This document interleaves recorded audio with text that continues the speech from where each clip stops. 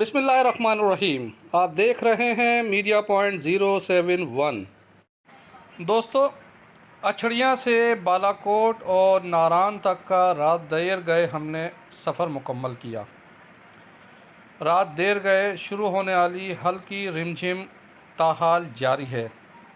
یہ نگینہ ہوٹل کا منظر ہے جہاں پر ہم لوگوں نے قیام کیا۔ رات دیر گئے شروع ہونے والا باران رحمت کا سلسلہ تاحال جاری ہے۔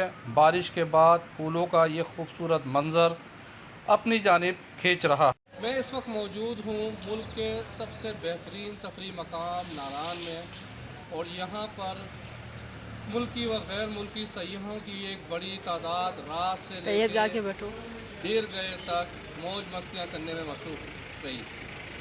حکومت کی جانب سے سفری سہولیات مہیا کیے جانے کے بعد عام گاڑیاں بآسانی سڑک کے راستے یہ ناران اور ناران سے جھیل سیف الملوک اور باب شرطاب کی جانب رواں دواں ہے۔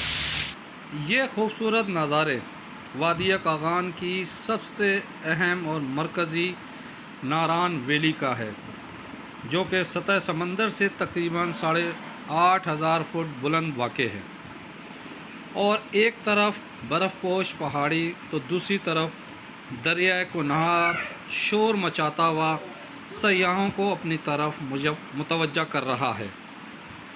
ملکی و بین الاقوامی سطح سے آنے والے سیاح ناران میں موجود پختہ اور کچے ہوٹلوں میں قیام کر کے تفریح سے لطف اندوز ہوتے ہیں۔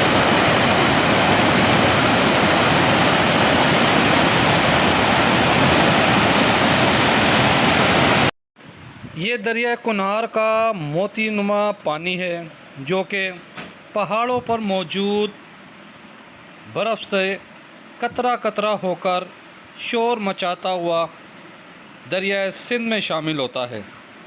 اس خوبصورتی کو دیکھنے کے لیے لاکھوں سیاح ہر سال موسم سرما اور گرمی میں یہاں پر تشریف لاتے ہیں۔ بالا کوٹ سے کاغان اور اس کے بعد ناران میں داخل ہونے کے بعد جھیلوں کا شروع ہونے والا سلسلہ یہ ہمارے ساتھ ساتھ چل رہا ہے۔